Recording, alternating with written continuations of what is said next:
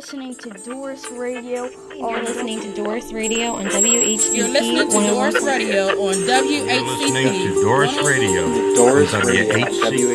WHCP 101. What's up, guys? This is Richard, and you're listening to DORiS Radio on WHCP 101.5 FM. Keep it locked.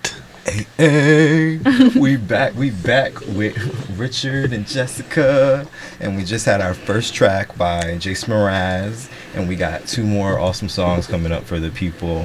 But I want to continue learning more about all the work that you guys are doing with DSS and the foster care youth here in our community. And we've talked a bit about you guys' start and how you got into it. What has been the biggest lesson that you've learned since you've been involved working with the foster youth and the foster kids? What's been your biggest takeaway that you've gotten out of the experience? So the biggest thing since I joined foster care is that for foster care kids, or youth, period, they are just simply trying to get through life surviving. Oftentimes, some of our kids have been in multiple placements. So it's, not unheard of for a kid to say, oh, I'm being moved again. Or when we show up in the big silver van, it could be just for a monthly visit, and they see the big silver van and associate that with, oh, I'm moving again.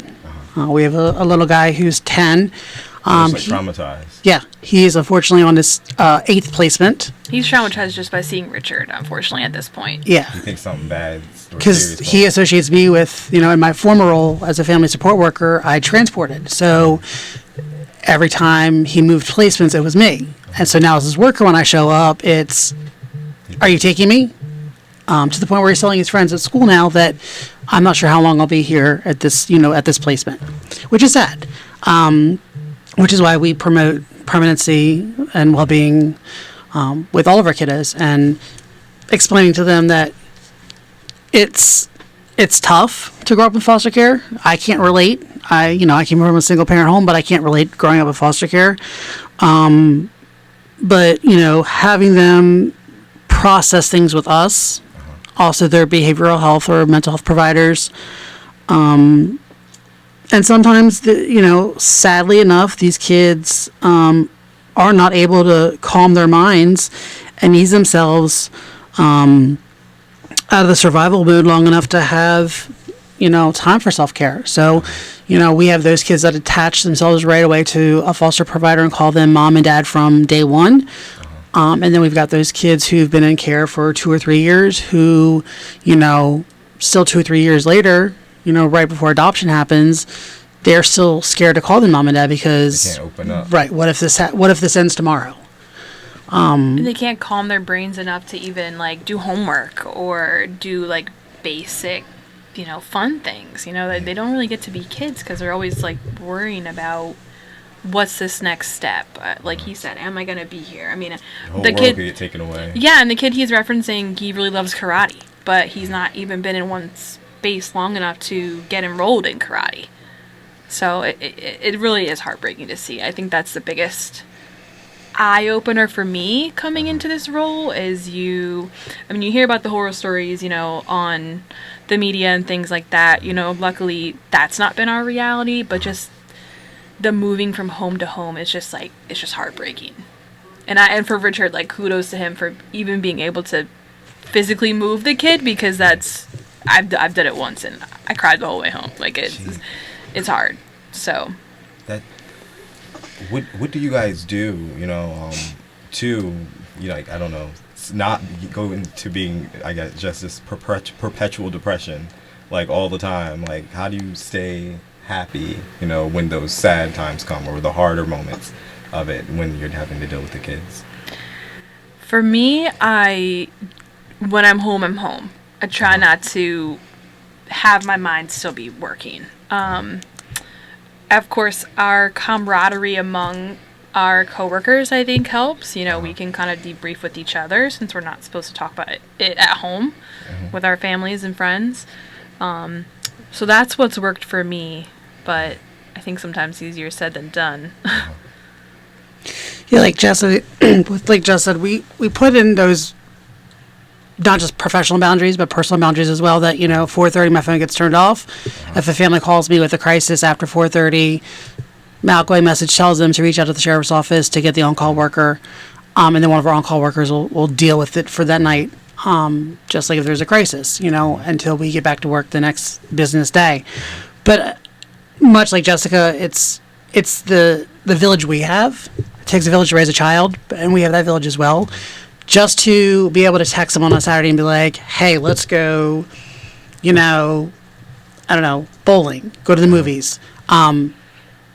Us to have, what somebody may call a normal life, because we don't see that normal life for these kids Monday through Friday.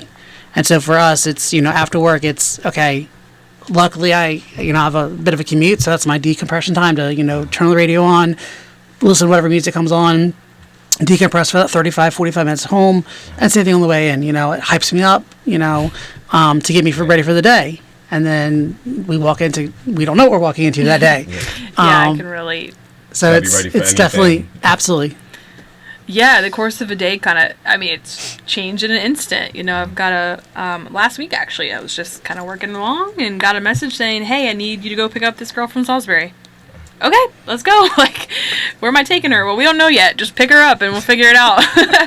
I'm laughing. It's sad, but we're used to it, I guess, unfortunately. Yeah, you have to, again, I've been with the department for 2 years, and luckily I've been in the same unit, so they're not just coworkers now, they're my family. Yeah. And so, when, we've had coworkers that have come down with COVID, and we're like, look, what do you need? We'll drop it off at your front porch. Do you need us to bring you stuff for, we have a couple coworkers that have kids. Do you need anything for your kids? Are you guys good? And so it's more than coworkers. We're actually a family, and that helps too, because I can literally go and be like, I need to vent about something, and walk into someone's office and let it all go for 20 minutes and be like, okay, I'm good, back to work. But that's the great thing about this job, is that there is no typical day. I might be dealing with an emergency placement at 8 a.m., and then I'm going to a kid's IEP meeting at 2:30 to try to, get him the education services he needs or she needs to make them successful in school. So there's no typical day for foster care workers, really any typical day for human service workers. That goes as far, our APS team and our CPS team as well. We don't know what we're walking to every day, but that's what makes the job fun. And we don't, yes, it can burn us out, but that's also what keeps me loving my job and going, okay, I could do this for the next 30 years of my career. Yeah, and I think sometimes for me, I put it into perspective, like, wow, today was hard for me, but it was even harder for this kid. It was even harder for this foster parent to get through this crisis. So I think that's what keeps me going, like, it might be hard for me, but it's harder for them. So how can I keep going to make it better for them? Yeah. You got something to fight for. Yeah. Absolutely. Yeah, it's a good way to put it. And what have been some of the peaks of your experience since you've been, working with the children? What have been some of the highlights or better moments that you've had experiences with them? Well, we do have one case, a sibling group of 3 that Richard and I have both worked with for primarily the time that since they've come into care, we've both worked with them.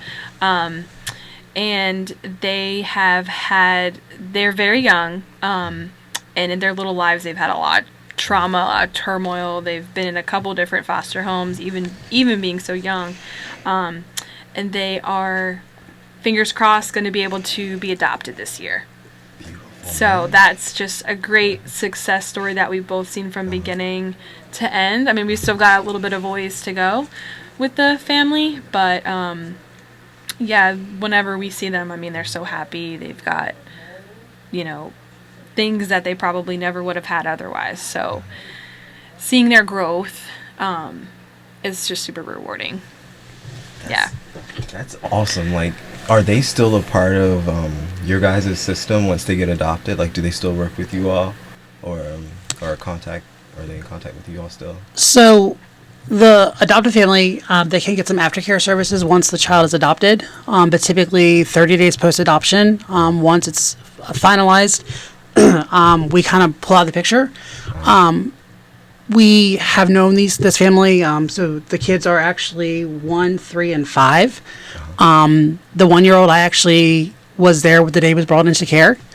And the 3-year-old and 5-year-old, I've known since they've been in care.